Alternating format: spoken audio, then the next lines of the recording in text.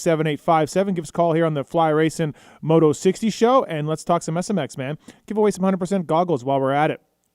Zach Osborne, Jason Thomas, going to be calling in to talk SMX and more. FlyRacing.com. Use the code PulpMX when you're checking out, whether it's the Formula helmet, whether it's the Evo gear. They've got you covered head to toe. Women's gear, kids gear, off-road gear. The patrol stuff is what they call it. It's great stuff to use. And the BOA closure system on a couple of lines, they use that. It's really nice. And they've got everything, man, at FlyRacing.com. Official gear of RJ Hampshire and Cooper Webb. Dean Wilson is back for SMX this weekend. Justin Brayton wears it and is an ambassadorship. Damon Bradshaw, so on and so forth. Trey Kennard. FlyRacing.com.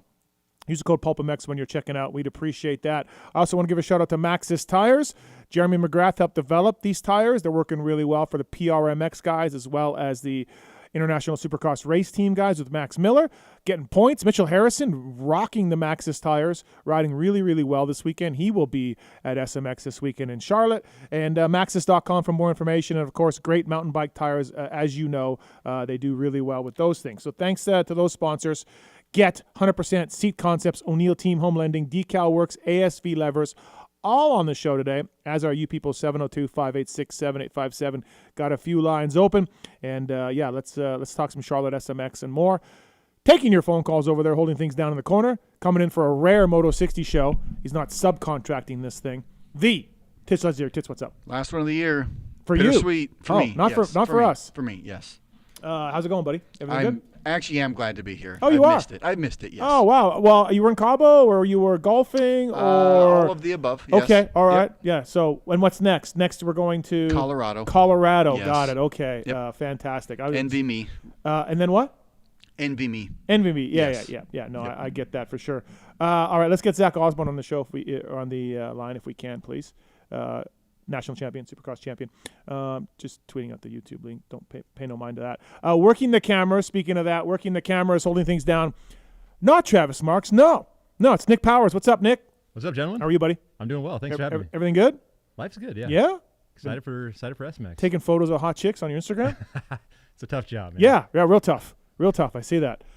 Great follow, by the way, Nick, on Instagram. Check it out. Thank you, sir. Just got you a bunch of followers. I mean, they may be weirdos and Pulp Show listeners, but, take it how you get it. Followers were followers. Yeah. Thanks to Nick Powers and Tis Legendary for coming in. 702-586-PULP.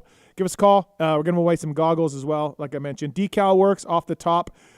Red Bull KTM, Aaron Plessinger not racing this weekend or any of the three SMXs. That's breaking news. Found that out a couple days ago. And Aaron's still not quite healed from whatever sickness he had that caused him to pull out of the Nationals. So AP not racing, but Julian Beaumer is, Chase Sexton is, Tom Vial is. And they're using Decal Works on their Red Bull KTM. PulpMX25 is the code to save with DecalMX.com. They'll custom make your graphics however you want them. Put your numbers how you want them, different fonts. Put your name on it. Put your nickname on it. Put your sponsors on it. They'll send you a proof beforehand to approve. They got retro and vintage graphics as well. So DecalMX.com and PulpMX25 is the code to save with those guys. Great graphic company. Appreciate them coming on board. All right, let's get to our guest, Jason Thomas, by the way, joining us after this. But national champion, Supercross champion, GNCC podium guy, GP podium guy, the Zach Osborne. What's up, Zacho? I'm recovering from a lot of riding over the weekend and a beach day on Monday, Steve. You did the trials thing for beta? Did the trial? Yeah, I was in California last week for the trials thing. That was super fun. Had a blast there, and then flew to Pennsylvania. Did 3 days of riding at Day in the Dirt. That was awesome. Weather was incredible. Yeah. Track was sweet, and then drove straight home. And went to the beach for 2 days. So, been pretty wide open. That's a lot of riding for you, buddy. Yeah.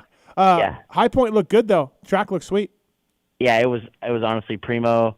I mean, the weather was just like, Appalachia in the fall and mint. So it was a great time. What'd you ride there? What bike? 450? I rode my 300 and my 450 as well. Oh, okay. Rode the 450 a lot, just a little bit to learn a little bit more about the bike in dirt conditions, because I've been, I ride mostly sand in Florida. That's what I like to ride, so that's what I ride the most. But I had a lot of positives to take away as far as the bike and stuff goes. So it was really good. Dude, how hard is trials bike? I've done a little bit over the years. Trials is nuts. I felt like at the end of the day, we rode a little bit on Tuesday, and I felt like, all right, I'm okay. Like I'm better than I thought. And then Wednesday in like the little tests we had set up, I was horrendous under pressure, and it just looked like a complete spode. And I mean, I know it's hard. I've always known it's hard, but like the stuff that you see Tony Bow do on Instagram, it's just like, I don't even, It's crazy. I was asking, there was a trials pro there, and I was like, when you watch him, can you understand what he's doing? He's like, yeah, I can understand it, but there's no way I can possibly make it happen. And I feel the same sometimes watching Jet, even like. Or I was going to say me watching you, where I'm like, okay, I know what he's doing, but it's probably the same difference, you to me and me to Jet. But it's incredible what you see those guys doing in those X trials, like the indoor stuff. It's insane. No, absolutely. You're right. All right, SMX coming up this weekend. What do you like? We're in year 3 of this thing. Playoffs. They love to say playoffs. They love to say super motocross, all of that. What do you like about this SMX series, Zacho, as a fan? Don't put yourself as a racer, as a fan. And what don't you like? I do love the tracks. I like watching the racing. I think we've had some awesome races from the tracks over the past few years. I really like that. I know that I'm contradicting myself a little bit because I said I wasn't a fan of the triple point, double point thing. Right. But I really like the fact that it kind of almost has to come down to the last round in some way, shape, or form. Things I don't like, I don't love seeing the barrier at the drag strips unprotected. But that'd be about it. Okay. I like the format, but also, 220 minutes. It's not like a deal breaker for me. It's not like oh my God, like they're going to, everybody's going to crash on that. Like maybe one guy hits it, but one's enough, Yeah, no, you're right. I like the 2 main events. I like Triple Crowns. I like 220s. I think they're 20 plus 1, 15 plus 1. I like that. I'm a fan of those two of them, and then combining the score and then scoring the points that way. I do like that. Yeah, I'm about that. Yeah, I do like that. I don't think you could do 220s on a real supercross track with whoops. Right. Because it's just a little more physical. Yeah. But I do like it in this particular case. The one thing I don't like about this thing, and I did think they really nailed it the year 1.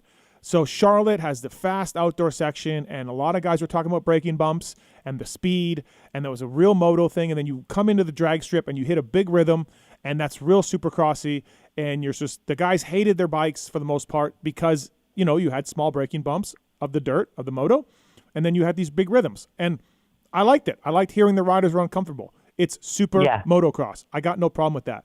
And then we went to Chicago, year 1, and it was a little dark for sure, but it was really moto-y, really motocrossy. And then we went to the Coliseum, which is pure supercross. Well, we're kind of getting away from that. St. Louis is going to be as supercross gets. Vegas will be, it's not really outdoorsy. It's just fast. And then you got this Charlotte one. So we're getting away from the motocross portion of this super motocross because to me, 2 of the tracks are pretty supercrossy. Yeah.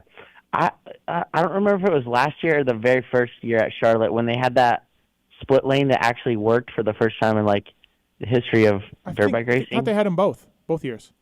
But one of them was super special. Like, okay. I don't remember. Yep. But I agree. I think Vegas is a little bit more outdoorsy than you think. Talking to some of the riders, like they thought that section in the back with a little bit of sand in it and all that was really good last year. Mm-hmm.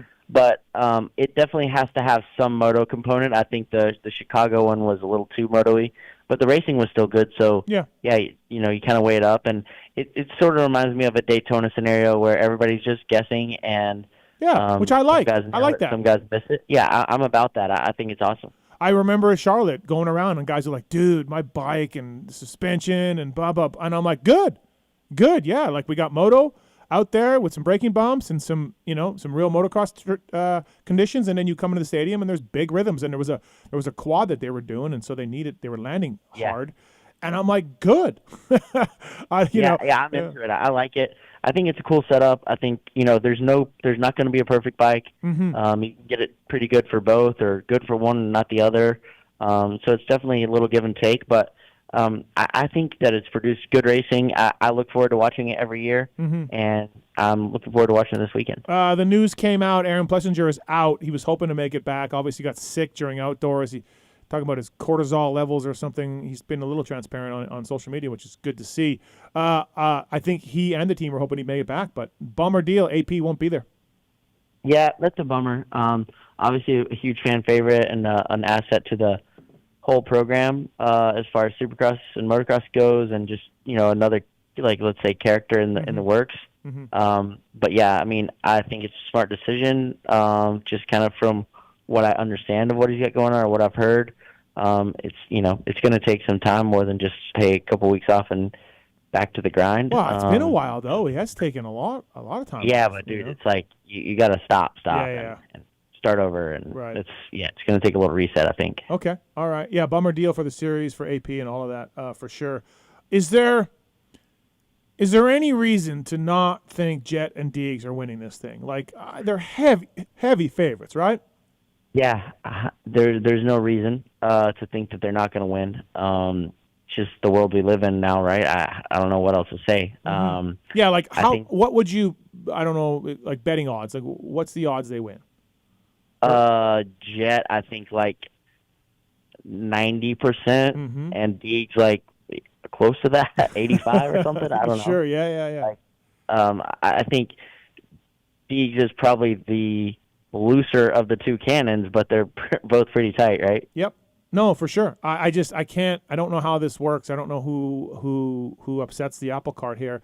Possibly, yeah. Joe's the upset guy. I mean, other than Deegan beating himself, I don't think that there's anybody that can truly ride with him. But Joe is really, really good outdoors. Like, kind of, I guess, what we've always thought he could do, but on just a more consistent, more steady basis. And I think that going into next year, if he can kind of stamp some authority, win one or two of these things, even walk away with the title or whatever, I don't think that's going to happen. But if he can be in there, then he puts himself in the catbird seat going into next season, I think. Yeah, no, I agree. I think win or lose, if Joe just puts in a good showing, he's going to be the guy to beat, I think, next year. Yes. Especially if somebody's going to stamp some authority on it, and I think it's already sort of him, trending to him. And I believe he's staying at Honda. It's not done, still stuff going on, but from what I hear, it's all looking good for him to stay at Honda. So, I thought it was. I don't think it's done. Okay. But, like, same bike, same team, why, no questions for Joe going into 26, Right. Yep, I agree. Zach Osborne here on the Fly Racing Moto 60 show. Code PulpMX to save at flyracing.com. Check that out, please. Thank you. As well as the folks at Get and Athena, speaking of Jet Lawrence, using the Get ECUs and as well as the data loggers and the RPM dashboard, all of it. If you want a discount from the folks at Get and Athena, email us using the contact form on Pulp. We'll pass it on. And, you can get the two-stroke CDIs as well, crushing it. If you got one of those fuel-injected KTMs, they really awaken. Yeah, I had one on my fuel-injected Husky, and it was sick, the TPI thing. Yeah. I know it's different now, but the TPI one was super sick. No, they do a good job. The Get and Athena is a must-have for those guys, and, of course, they're doing really well. So thank you to those guys. We do have some phone lines open still, 702-586-PULP. You want to talk to Zach Osborne about SMX or more, give us a call. Give me a couple of sleepers, Zacho, in each class, a couple guys that you think are going to, shine and do pretty well. Well, I think that Thrasher, he is always good for this weirdo ride. Yeah, okay. He was super good at Atlanta at the Speedway, and seems to kind of be okay with being uncomfortable more than the rest of them. So I think he's just kind of an outlier, maybe not a sleeper for a win or to beat Joe or Deegan, but I just mean guys that could surprise us with results.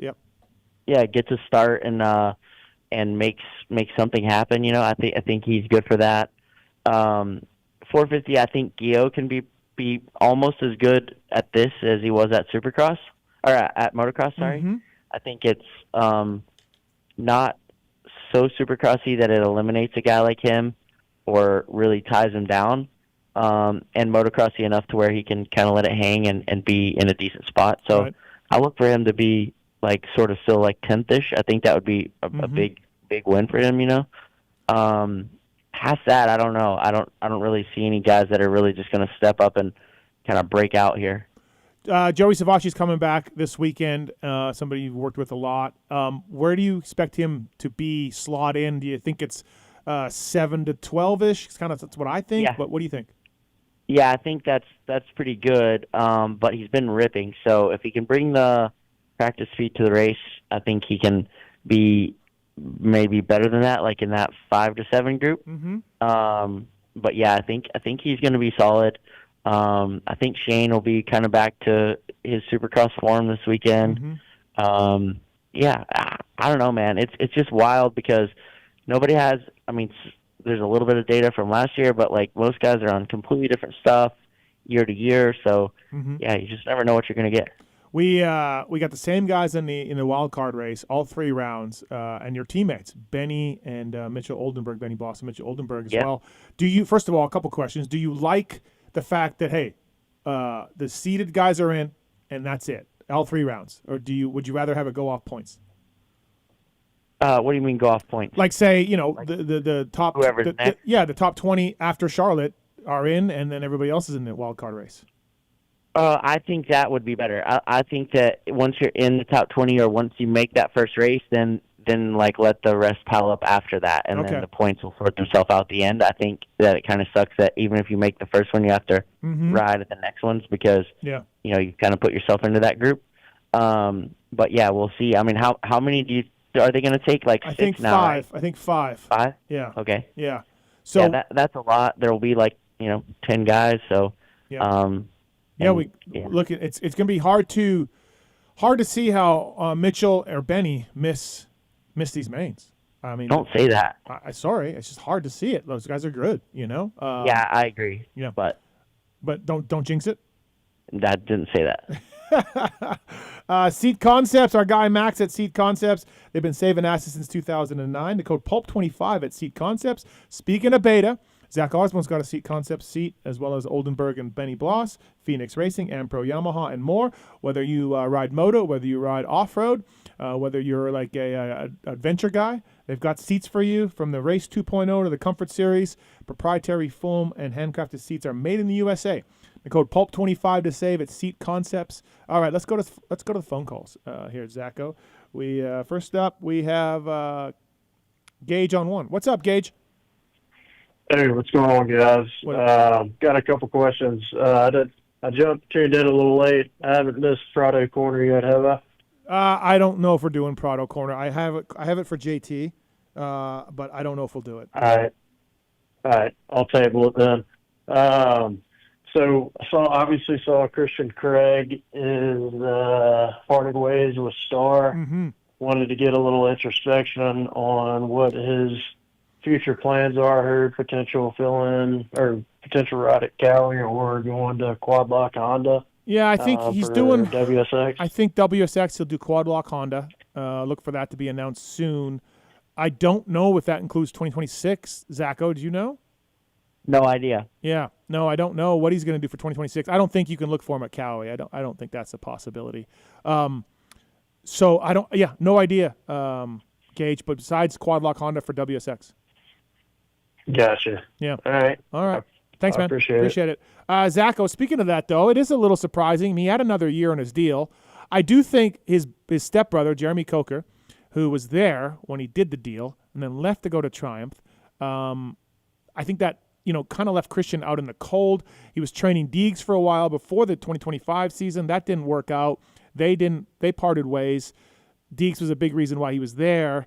And Jeremy Coker, once he lost those two, I think his role kind of got murky. And I know he was hoping to come back, fill in for Coop for outdoors. I know he was hoping to race SMX. The team was like, no.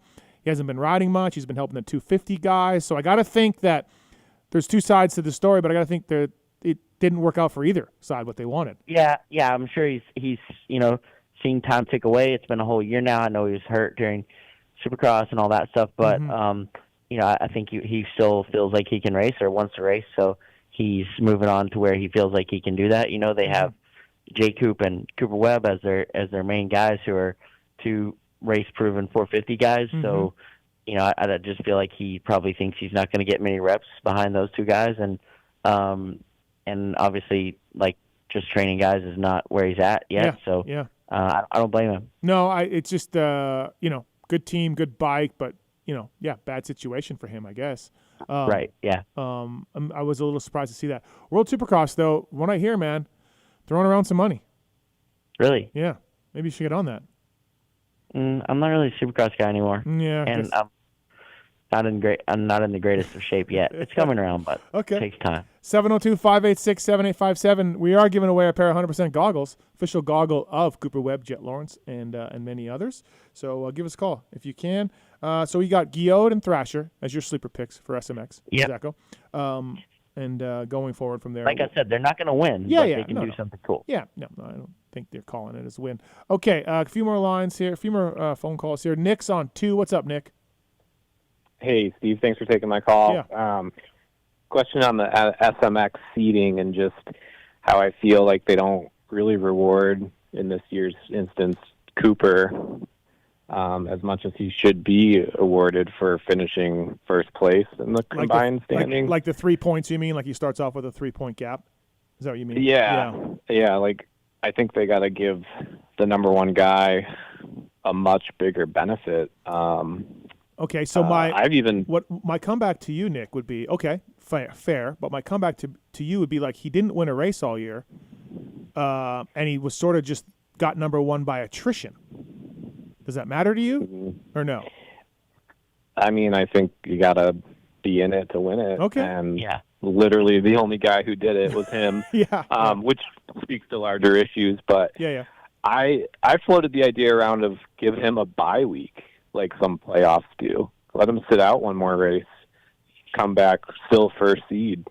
No, dude, there's money at the line. There's money on the line. These guys are paid to race. I agree with Nick that there should be some sort of more benefit, but even if it was a 10-point thing with the triple point thing, that is a race, So I don't know. There's something. Maybe it's just like a regular season champion crowning with some sort of bonus, and then that's it. I don't know how to fix it, but I agree that there should be something more. Something more than 3 points, right? Yeah.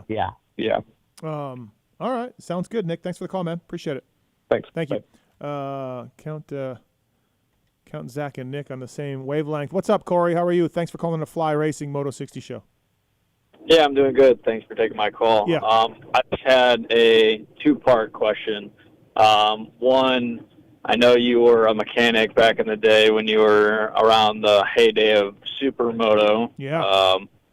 What do we think of doing some section, not like a Joker lane, but some section on the SMX track that's like a completely different surface prep? Like either they take out a roller and really pack it down, or they water it and make it a mud section. Just some sort of aspect of a different surface type that'd kind of throw the guys for a loop for one of the sections on the track.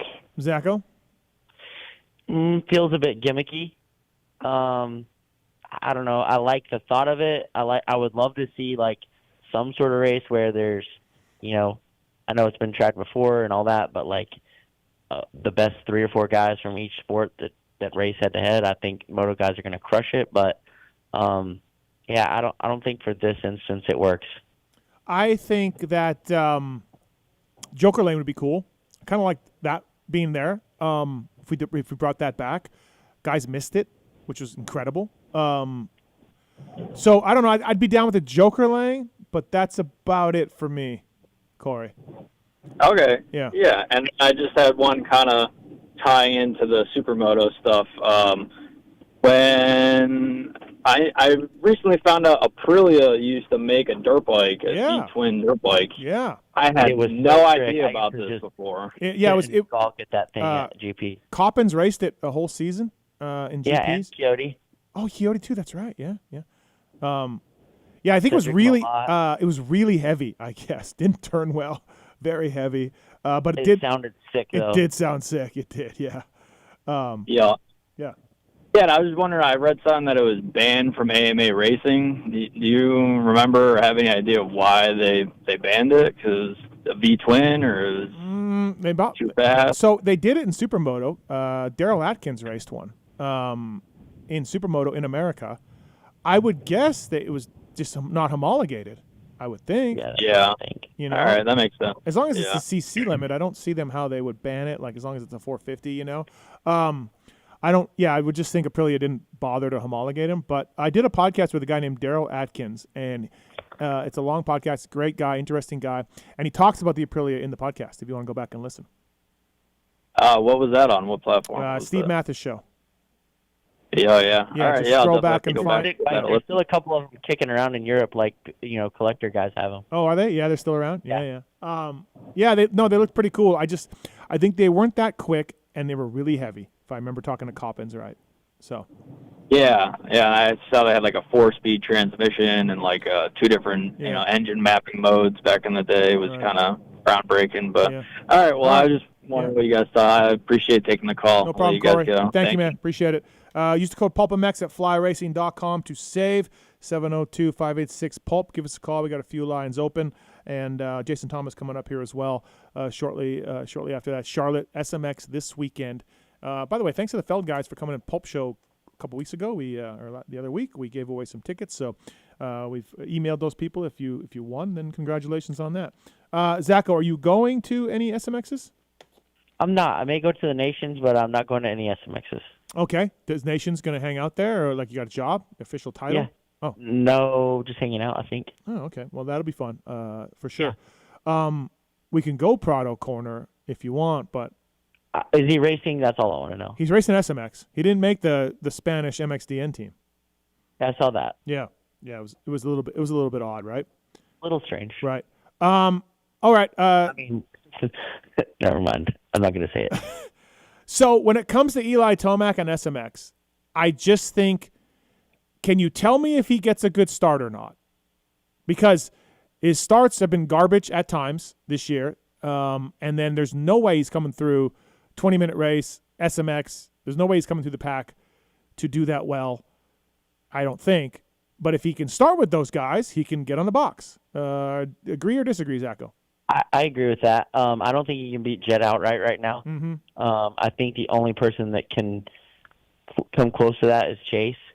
And, yeah, that's just a Pandora's box of what you're going to get. We never know what you're going to get. Yeah. So, yes, to answer your question, Eli can get on the podium if he starts, in the top 5. Yeah. He can probably win a race if he hole shots and the cards are right. But, yeah, I think that's it. Yeah, I'm with you. I don't know what to think of Chase Sexton. Like, obviously, missing the last rounds after Ironman and jumping back in. He's leaving the team. I don't think he's very stoked with things. I don't know how high his motivation will be to hang it out to beat Jet. Right? Yeah, you say that, but then he came back and won a moto, right off the bat. So, I don't know. Yeah, but he also that was the Moto Jet hit the gate. Oh, yeah. So, but, I mean, he was there, Yeah. No, for sure. He still beat Hunter. Still beat Eli and everybody else. Yeah, for sure. Right. I don't know. I mean, so I know I asked you earlier about SMX and being a fan, Zacho, but now put yourself as a rider. We had some complaints last year publicly in the press conferences about the long season and everything else. And then, like Eli said, hey, the money's great. And the money is really good for these 3 races. So where would you be at as a rider, Zach, to these races? Would you be like, I'm not into them, it's been a long year, blah, blah, blah, or are you thinking about the money like Eli was? No, I mean, I think it's another opportunity to go out and make some money, some serious money every weekend. And for the 3 races, for me, I did designations 2 years in a row, or 2 years of the last 4 years. So it was another 4 weeks of work for free. So this is 4 weeks of work for potentially, $2 million if you do good, Yeah. Bonuses and all that stuff. So, no, I think it's awesome. Somebody asked me that the other day if I wish there was SMX when I was racing, and I was like, yeah, for sure. Yeah, so you'd just be like, hey, the job is to race, and there's lots of money at stake. Yeah. Yeah, absolutely. Right. Yeah, fair enough. I see it both ways, to be honest. I do like how the teams get paid for SMX, and then they do the deals with the riders. I like that. Like, it's good to help out the teams, right? And a lot of the teams just pass on all the money, but some don't. Some keep it for a little bit of expenses because these are extra races for the teams. And you think about Charlotte and Vegas and St. Louis, like the fuel and costs, everything else, So I kind of like that. I like that that feeling of that. So yeah, I'm about it. I think it's great. I don't see many qualms. The one sleeper I was going to bring up, Zacho, is somebody that you know well, Dylan Ferrandis. He's riding really well. Yeah, like I said a couple weeks ago, I think he's finally in a good spot with his health, and really like we're making progress week to week. So I think he's in a good spot. I think he's been looking good at the track, and I think he's going to be right there in that 5 to 7 group like he was at the end of outdoors. With potential, like anything with a good start, you can pop on the podium or do really well. Yeah. All right, Zacho, we've come to that point of the show. You're going to tell me who's going to win Charlotte this weekend, SMX opening round. I'm going to go Jet and Joe. Let's take a risk. Joe strikes early. Yeah, Joe strikes early. Okay. All right. Fair enough, buddy. I appreciate that. Thanks for the time on the Moto 60 show. And, we'll talk next week before St. Louis. Thank you, Ben. Thanks for having me. All right, thanks. That's Zach Osborne, Jason Thomas coming up next here on the show. Thanks to the folks at ASV Inventions, celebrating 25 years as the innovator of the original unbreakable adjustable motocross lever. The latest colorway of the MX Pro Pack is now available in red, white, and blue. They're accepting racer support and sponsorship apps for the 2026 amateur and pro seasons. You can go directly through the ASV website. Best part of the ASV deal is PulpMX code, all caps, 20% off ASV Inventions, used and tested by AMA pro racers, levers, folding ones, all sorts of different designs, pro ones, amateur ones, everything, colors, all of that. Check out asvinventions.com, code PulpMX, all caps, to save with those guys. Thank you to ASV for all that they do for us. Fly Racing, code PulpMX to save here, the Moto 60 show. Also, by the way, live show tomorrow night at Power Max dealership, which is in the front of the Top Gun Raceway. There's a ride day at Top Gun. Cooper Webb bought the track, putting on a ride day. Seth Rarick will be there. And then we're doing a live show at the dealership up front after the ride day. Tickets available on pulpmx.com. We're also doing live SMX shows Friday night of St. Louis and Friday night of Vegas. Again, tickets will be for sale on pulpmx.com. Myself, Weege, Phil will be there. Kiefer will be at 1. Got some special guests lined up as well, and this gentleman will be there as well on St. Louis and Vegas. It's Jason Thomas from Fly Racing. What's up, JT? Not too much. What's happening? Not much, man. Thanks for coming on. Appreciate it. 702-586-7857. We're still giving away some goggles here. Round 1 of SMX, JT. Let me fire some questions at you. What do you like about SMX? And what don't you like about SMX? What would you change about the 3 rounds, the series, each race, whatever it can be? Think about all aspects and tell me what you changed and what you do like.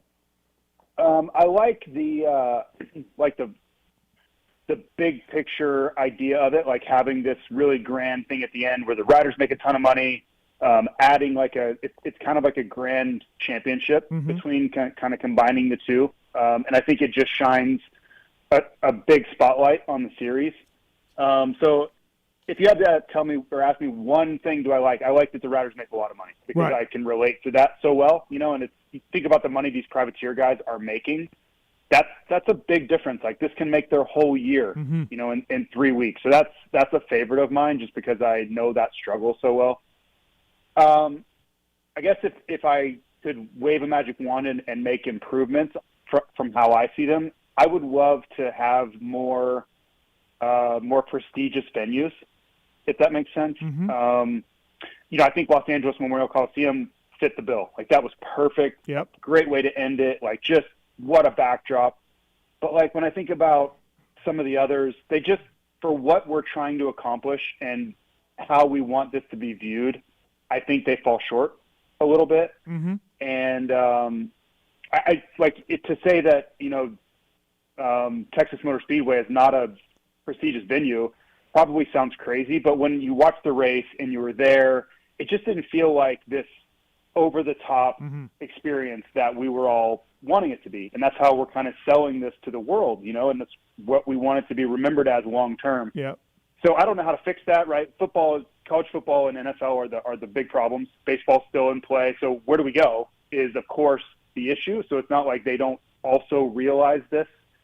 But that would be my magic answer that I know there's no solution to immediately. Right. Yeah, no, I kind of agree with you. Like, so for an example, and by the end it was kind of played out, but for example, when you went to the U.S. Open every year, you were like, I'm here, it's awesome, it's cool, it's an arena, packed MGM, and I'm not saying it's apples to oranges a little bit, but you felt like you were at a really cool event. When we went to the Monster Cup at Sam Boyd, I'm like, whatever. It's another Supercross without whoops at Stan Boyd. The feeling is as a U.S. Open feel is what you would like, where you're like, this is awesome. I just want the atmosphere and the experience and the venue to match everything else that's going on. Yeah. Because I think the emphasis put on it, how much money's up for stake, all those things just don't always match where we happen to be racing. Again, I know the reasons why that's a struggle. I just laid them out. Venue availability is pretty much zero, so we're having to think outside the box as far as where this goes. But that would be the one thing I would change. And I'm sure I'm not the only one as far as an administrative side. I'm sure they agree. I'd like to see more motocross. Like St. Louis is going to be a Supercross. Charlotte's got some moto, braking bumps and some speed and some dirt, berms and all that in the one part of the stadium where we go outside of it. But Vegas is just fast. It's not really very outdoorsy. I thought Chicago was a great venue that way. Yep. Real motorway. It was dark. It was really dark. But it was cool. It was so different. We haven't been to Chicago land, literally Chicago land, or the Chicago metro area since 2000. So that was a cool kind of throwback to an area. And for people who are constantly going to these venues like you and I are, going somewhere different is good. We really appreciate that because it's just it's new environment and new building, and going to Philly this year, that was awesome. It was just something completely different. Going to Pittsburgh, that was really cool.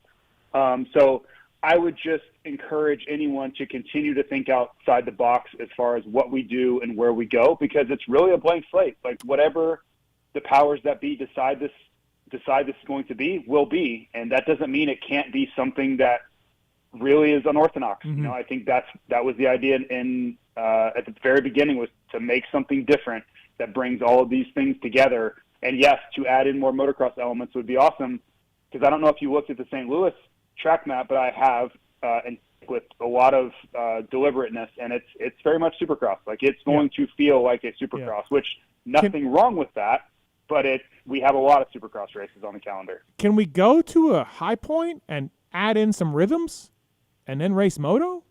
I know you don't get the creature comforts of a stadium, obviously, but can we do that in the future for one round? Yeah. I don't know. So when I remember speaking with someone that has influence over these things a few years ago, and this would have been January of 23, I believe, maybe 24, and they were talking about they have some really big plans long term, and he didn't elaborate. I'm sure nothing is ironed out, and that's why we really haven't gone to these things. But I don't think what you see right now is the end all be all. We landed the plane and nothing will ever be better than this. I firmly don't believe that. I just think on an execution side, there's probably a lot of hoops to jump through to really do something unorthodox. Right. 702-586 Pulp. I do like the idea of the teams getting the purse money and then making deals with the riders. Some of them just pass it on. Yeah. Some of them keep it. But hey, man, if you're a team and you've done 28 races, and you've got some guys in this thing, Feld's going to be like, here's to help you out. Pay your riders whatever, and everybody cuts deals differently. I'm going to look into that this weekend, but I do like that.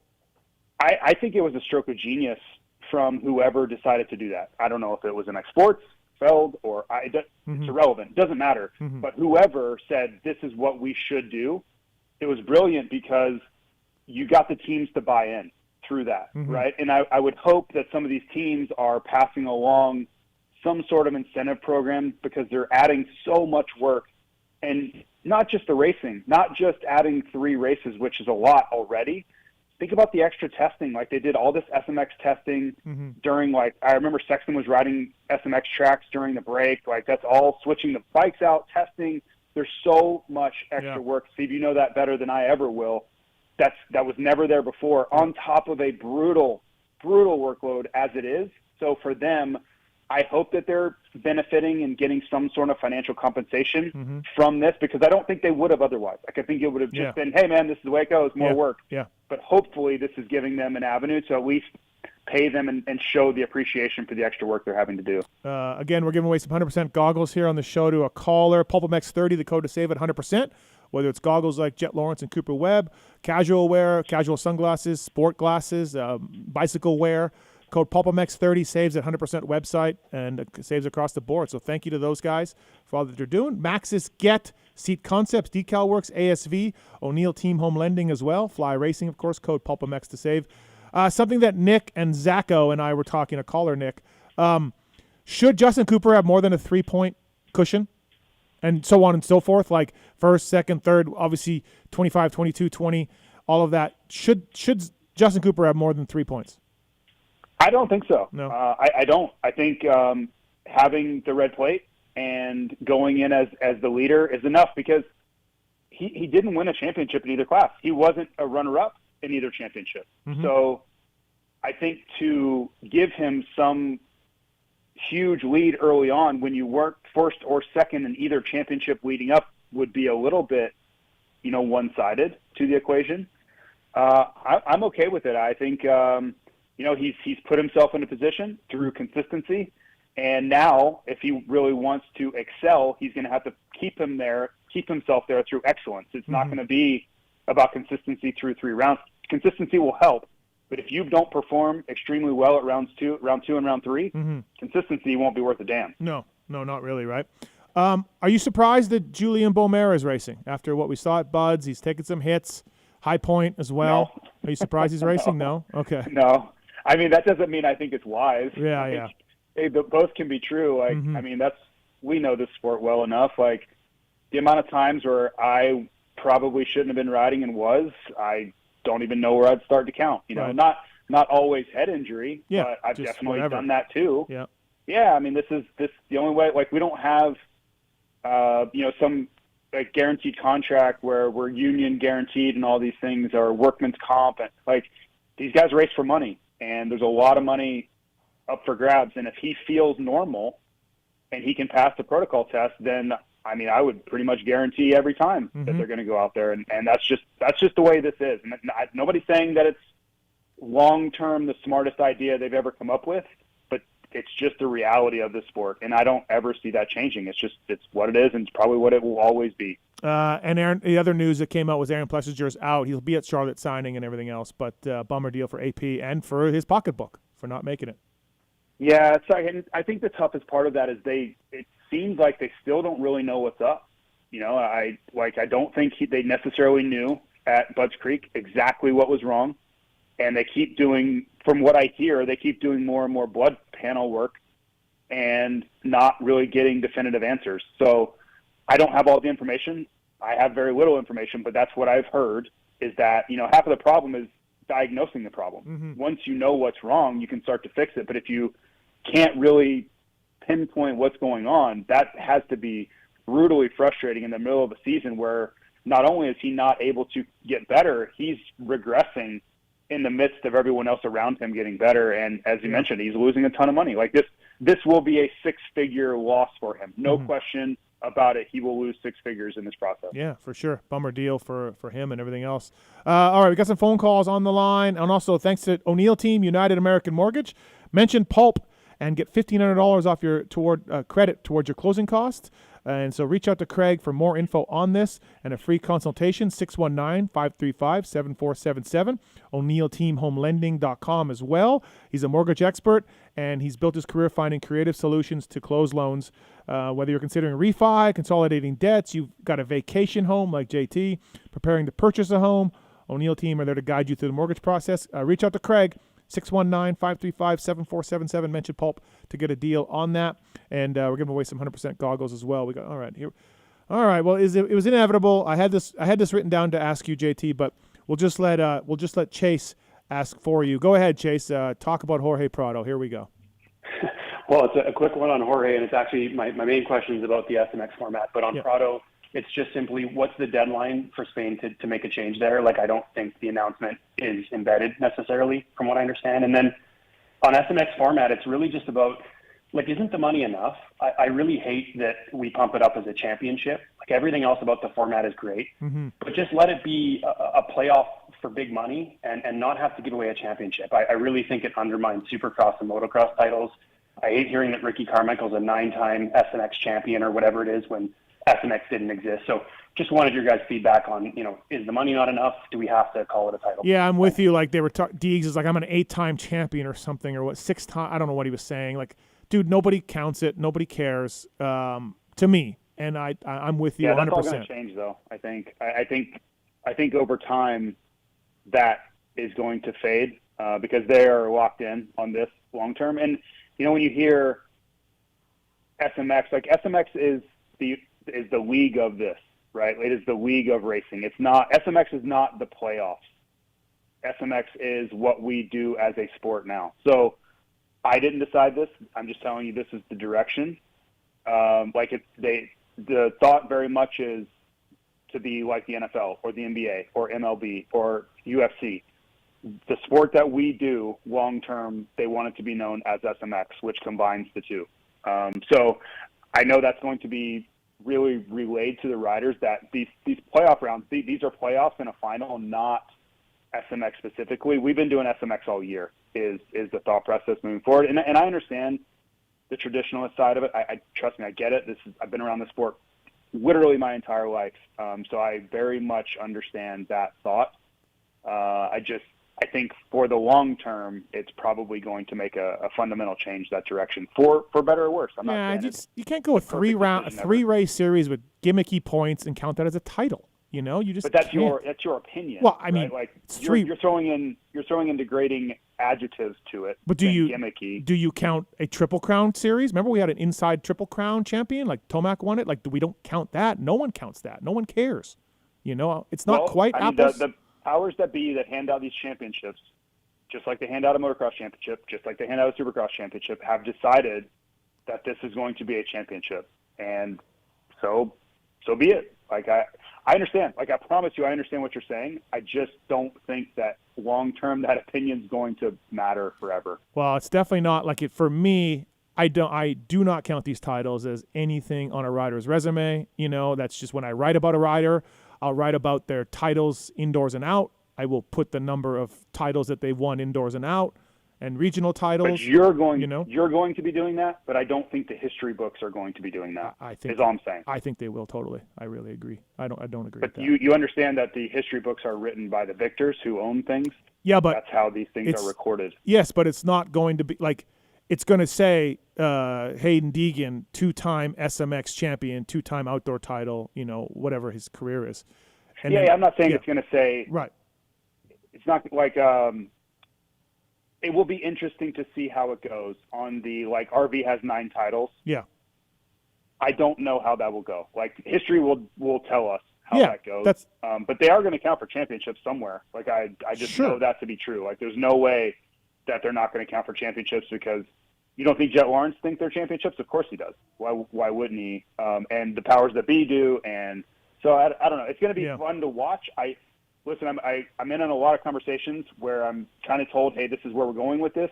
Get on board, right? And the part of me that agrees with you is like, yeah, but that's not the way it's ever been. I'm just trying to be open-minded to where it's going to go because I do think that is the long-term push. Like, I don't think this is a fly-by-night thing. I really don't. And Chase, as far as the MXDN thing, I think it's September 1st, the deadline for teams to announce your teams. For Motocross Nation? Yeah, I don't think. No, I think he's in. He's in. Wait, Prado? No. I think Chase is the caller on the line. Oh, I'm sorry. Yeah, Prado's out. He's not racing. He's not racing, Chase. So I don't think that Spain can change their team. No, I feel very confident that they gave him every possible minute to sort that out, to get an orange bike, and they had to move. Basically, whatever the holdup was, whether him, whether Kawasaki, whether KTM, whether whatever, I think they waited till the last possible second, and then they had to go. Because they would have announced it a long time ago. Otherwise, like if he was out, they would have announced the team a month ago. Like they would have been done. So Chase, I think that September 1st is, I believe, the deadline for Prado stuff. So and they would have just held out. They would have said, hey, if you want us there, just give us time, right? And I can guarantee you with absolute certainty, if they called in front and said, hey, we're trying to get Prado at this race, we need some sort of exclusion or bump in the deadline, they would have gotten it, right? Because they know what having Prado would mean at this race. To me, when they come out with officially, that means it's been done. Someone decided somewhere that this wasn't happening. Chase, you want a pair of 100% goggles? Won't fight you there. Yeah, thanks, Steve. Yeah, all right. Stay on hold. We'll get you the goggles. Thanks for calling. I appreciate it. As far as Prado and SMX, I mean, shorter races, he's a good starter. YOLO for Prado? Yeah, but what does YOLO mean? Fifth? I mean, I'm with you. Sixth? Yeah. Yeah, anywhere from the one thing we have to factor in is that we're almost a full field minus Anderson and Plessinger. We're going to be deep, which isn't great for him. So add in Webb, add in Roxon. I'm trying to think who else, but those are two guys that will finish in front of him. So it's going to be a tougher ask than it was. So if you told me he goes somewhere between 6 and 12 the whole time, I would shrug my shoulders and say, yeah, that sounds about right. Right. As far as Tomac goes, I brought this up with Osborne, so real quick, JT, just can you tell me where he starts, and I'll tell you how he does? You agree? 100%. Yeah, his starts 100%. are all over the place. And so he can get on the box if he can get a start, or shorten race, no start, no chance. Yeah. Yeah, I think the one thing I'm looking for with Tomac is, remember last year how much intensity he had at this opening round? Like, he came in kind of like, so-so at Bud Streak, not great. Like, okay, and then okay at Ironman. Like, nothing fantastic. Like, it was all right. But then we saw him at this opening playoff round, and we're like, oh, wow, there he is. Like, that's the guy that we have known for 15 years or, 12 years. Yeah. That's what I don't think we're going to see it. I just think he's kind of at the end of a long season, and it's really hard to kind of rekindle that fire when you're pretty beat down. But that if we see that guy, then yes, anything's possible. I just don't know that we're going to see it. I think you'll see a lot of the same good start, battle for podium, bad start, 5, 6, 7, which is a shame because we know he's capable of more, but it very much feels that way. And I think that second moto at Budds Creek was kind of shone a light on that exact thing. 702-586-PULP. We got a few minutes left here. Code PULPMX to save at flyracing.com. All right, David's got a question for you, JT. David, thanks for calling. What's your question for JT? Hey, thanks for taking my call today. Hey, JT, there's always a lot of talk about the riders with the SMX playoffs and such. What about as far as you guys as broadcasters, you and Weege, because you guys worked for Peacock before the SMX playoffs? Did you guys have to negotiate new contracts and things like that? And do you get paid per race? I don't want to know necessarily what you make, but how does that work for you guys? Thanks for taking my. So I can only speak for myself. I don't know how everybody else's stuff goes, but mine is exactly the same. I do sign a separate contract for the SMX playoff rounds, and I would sign a separate one for motocross and a separate one for supercross. They're all the same thing. They have different dates and a different title on them, but mine are all identical. It was, I know what I'm getting before the season starts. Like, I agree to verbally to whatever we agree to, both number of races and pay and all the things, just like anybody else would. But yes, mine are broken out via contract for all three. I don't know why. I have no idea what that entails or legally why they break it out like that, but it is definitely separated that way. Okay, well, thanks for the content. You guys do a great job. Oh, thanks, David. Appreciate it, man. Yeah, appreciate it. By the way, Friday, there's a podcast mashup. It's myself, Stu, RC, some other people talking SMX at the track at Charlotte and at Vegas. What time is that, JT? 5 o'clock? 5 o'clock. Yep. Yeah, 5 o'clock.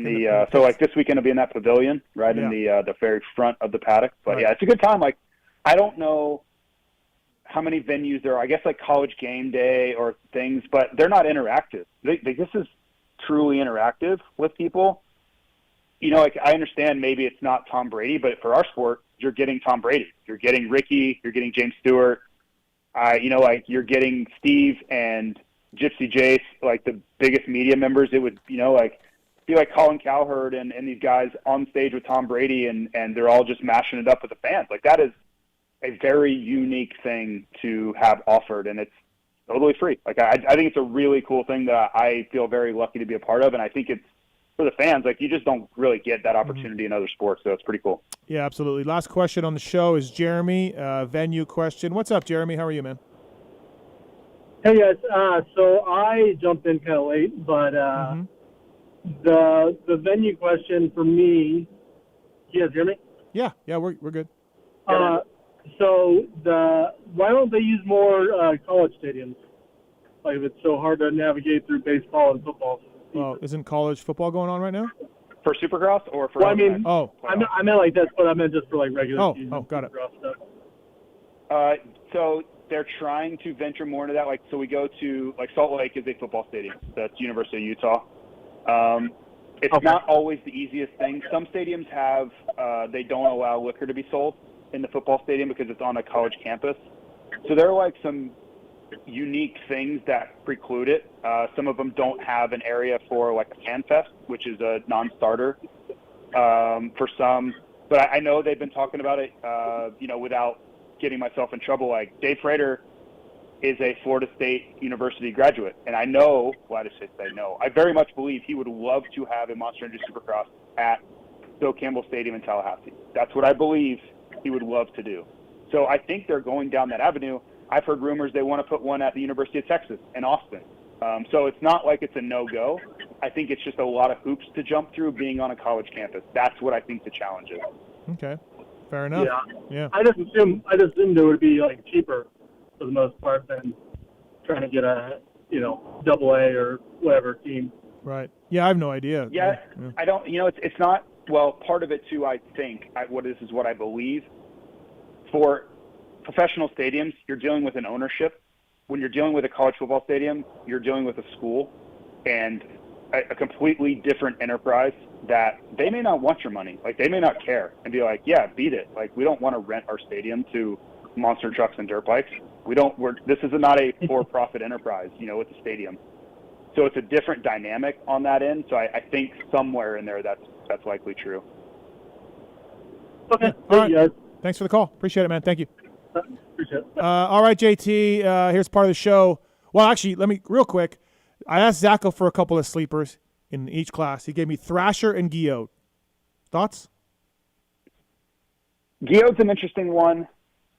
He has ridden Supercross, but it's been a long time. And I watched his video of him practicing, and he looked really tentative to me.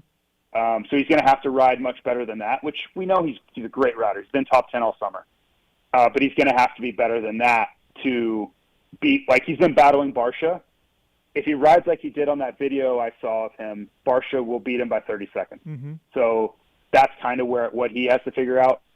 And I don't know, like, I think sleeper-wise in the 450 class, it's going to be really difficult because we're deep. Like, we are stacked. So I don't think you're going to see some name you're not familiar with just go straight to the top. There's just too much depth now. Is too many healthy guys. Saying Kenny wins, is that not a sleeper or no? Because Ken Roxon? Oh, that would for sure be a sleeper, but I don't expect that. Okay. I just don't think he's as prepared as he would like to be. If he had gotten on the podium at Unadilla, I would likely change my tune with that. Yep. The one thing with Kenny is he's got to be up front on the start. Kenny is not going to go. If he's 10th on the second lap, he's not going to be on the podium. Like, that's just not his MO. Yeah. But if you get him up front and he at the halfway point is up near the leaders, then that's a different story. But I think the 250 class is where you get the sleeper guys. Like, I think like a guy like Cole Davies could be a real story in this.